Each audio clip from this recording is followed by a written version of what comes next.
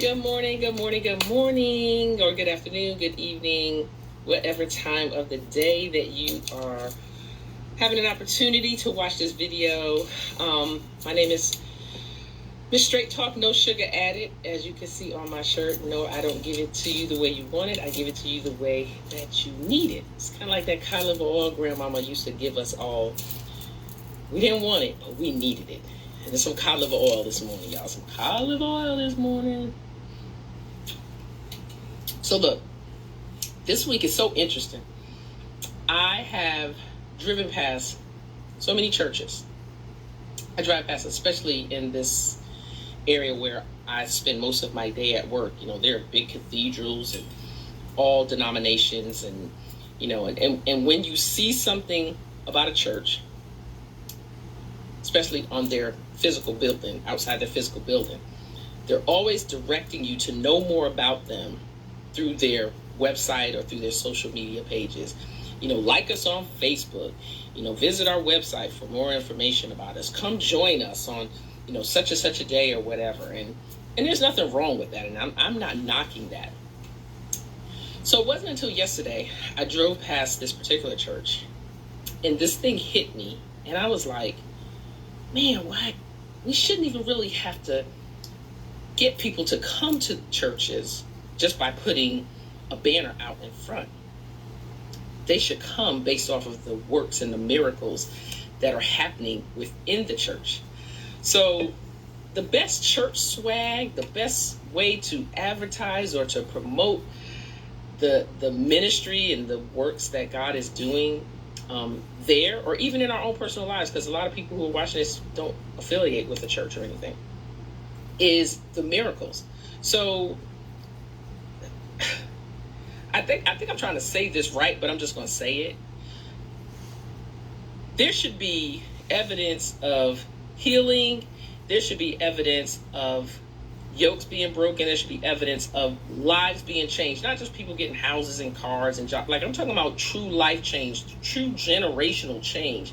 Like, there are things happening that when I run into somebody that I know had some stuff going on in their life, they're saying to me, man, like, my life was a mess until I went to such and such a place and I experienced God. Not experienced the choir, or you experienced the pastor or the mean usher with the scowl on her face.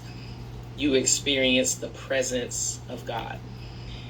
And I think so many churches are caught up in, so many people or churches or whatever are caught up in, you know, we had a good word, this was that, and oh, did the Spirit move, and this is that and the other. But yet people still go home the same. They go home unchanged. They still go home and the mortgage is due or the rent is due. And here's what I'm going to say. Here's what I saw this morning when I woke up at 4 a.m. I don't know what happens with you at 4 a.m., but I really get information at 4 a.m. And at 4 a.m., I actually saw a vision of pill bottles, just open pill bottles laying on the ground, which means that there are some people who have been struggling with whether to stop taking their medicine. And that's your journey and that's your decision to make and what's been said in your heart. But if so much is happening in our churches and we're wanting people to come to us and like us on Facebook and follow us on Instagram, why are so many people physically sick in ministries? Some of y'all not gonna like this, but it's straight talk. Why are there so many people who are dealing with some of the things that can be reversed? High blood pressure, diabetes, you know, all of these things that can be reversed. And it's with diet, it's with so many things, but there's so much happening and there's such great word and such great singing, and we had this and this is going on and we're doing this outreach, but is anything really changing? And so my Feel It Friday, because I was feeling it this morning, so I just want to say this. Look around. Next time, you ain't going to want to do this because I'm telling you, but you're going to instantly be drawn to do this.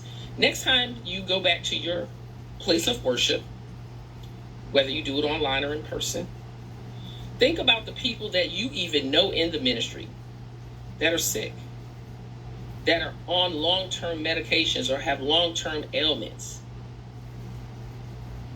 Is it really a move? Is there really something happening? And you can't say, oh, but that may be the lot that God had for them. When he said that we would have life and we would have life more abundantly, and that we're sitting at the right hand of him, there's no sickness where he is. There's no diabetes. There's no high blood pressure. There's no endometriosis. There's no all these other things. It's none of that.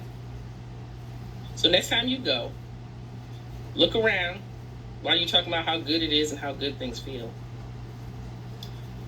Why is sister so-and-so still sick? Why is brother so-and-so still tormented by demons of him growing up and he's abusing his family? Why is that happening?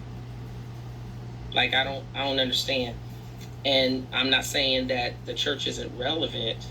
No, let me say this. I'm not saying that church is not needed, but is it relevant? Is it relevant to where people are in their lives? We shouldn't have to continue to see people sick and going through things. We shouldn't have to drive down streets and see people laying in abandoned parking lots with sleeping bags. We shouldn't see that. If there's true power that's happening in all these places of worship that I pass on a day-to-day basis, beautiful cathedrals, beautiful buildings. You see some on TV, eloquent locations, great choirs, all this other stuff. But when you look out there, just ask yourself, how many of those people have a prescription bottle in their pocket? I just don't understand it. So, is God there? Is God there? Hey, what's going on? Is God there? And then we have to look in our own lives. Is where I am where God wants me to be? Now, a lot of it has to do with our hard-headedness and not listening and not tuning in, because God still blesses us regardless of disobedience. Don't let nobody keep telling you you're disobedient. That's why we're all disobedient. Like, I don't care how fine your robe is or how beautiful your voice is. Like, God has mercy on us because he doesn't see us. He sees himself when he looks at us. Because if he saw us, I'd go up in a puff of smoke right now. Woo, wow. But look at our own lives. My voice is sounding like this. It sounds kind of cracky. My voice sounds like this because of my own disobedience. Because I know I shouldn't be eating bread. I know I shouldn't be eating cheese. I shouldn't be eating processed meat. Not because, they're not good for you, but those things cause inflammation and they cause mucus. And that's why we have sinus issues. And all these things going on is because of what we do. So I chose that. But will you choose life? Choosing life means, will you choose to make the best decisions and travel the right path that leads you to your abundant living? You don't even have to go to church to live abundant life. You don't have to be under a pastor, be under someone's covering to receive abundant life. And I know that's what we're told. And it's great to have that connection. I am not denying any of that. But God could bless whoever he wants. The guy laying on the street can be blessed more than we are. And we have jobs and we have a roof over our head and we can shower, we can eat, we can whatever. Like, let's not get it all twisted. So I woke up and, like I said, I saw pill bottles laying on a floor. I don't know. It was almost like it was a step. And I don't know if that was an altar or whatever it was, but I saw open pill bottles. Like, people were saying, you know what? I am sick and tired of being sick and tired. Like, sick, and tired. And God wants us healed. The pharmaceuticals want us habitual. They want us to keep depending on these medicines. They want us to keep deteriorating our bodies. And I'm just saying, God wants to do so much more in our lives than what he's doing. He wants to do so much more. I struggled even coming on doing this message. But he said, you feel it? I told you to say it, and I need you to say it.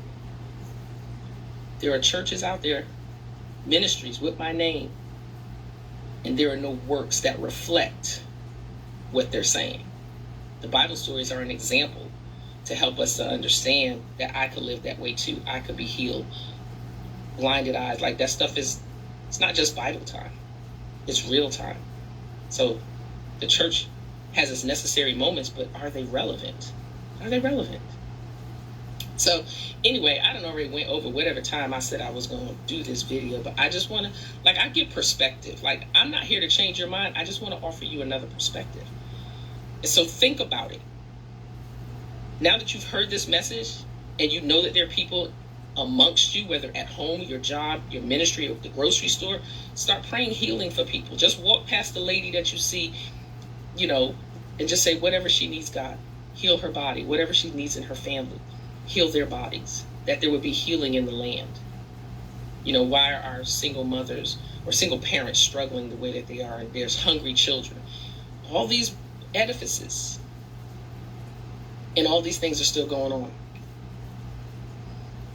I ain't trying to put nobody down. I ain't trying to come down on nobody's ministry. Like, whatever you all are doing, if it makes you feel good, and it is good, then hey, go with it. I'm not judging you. I'm just saying, here's a perspective to think about. Look around the next time you're at church and think about how many people said they've got sickness and they had to go to the doctor, and the doctor just prescribed a new medicine.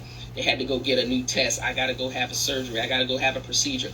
I gotta go do something where somebody's cutting on my body or putting something in my body that I don't need. Ask yourself that question. Ask yourself that question. So I'm going to go. Straight talk, no sugar added. I'm sure I've offended the religious, because only the religious would be offended. The spiritual hears. The religious are offended. If you walk away from this video and you offended, 9 times out of 10 you are religious. So, hey, look, I gotta go, because you know what? I tell people all the time, I'm an equal opportunity offender. If you get offended, it's not because I chose you. People choose to get offended. That's why it makes it equal opportunity. Because people choose to be offended, because you don't want to hear what's being said. So, man, y'all have an amazing day. Have a blessed day. Be safe out there. And everywhere you go, even when you stop at the traffic light, and you see that person who's standing on the corner asking for money, regardless of your opinion of them, ask God to change their lives. Ask them to have an experience with God. They don't need to experience our flesh. They don't need to experience people. They need to experience God's spirit. And that's why so many people are so nauseated by ministry and by the church, because of how we act.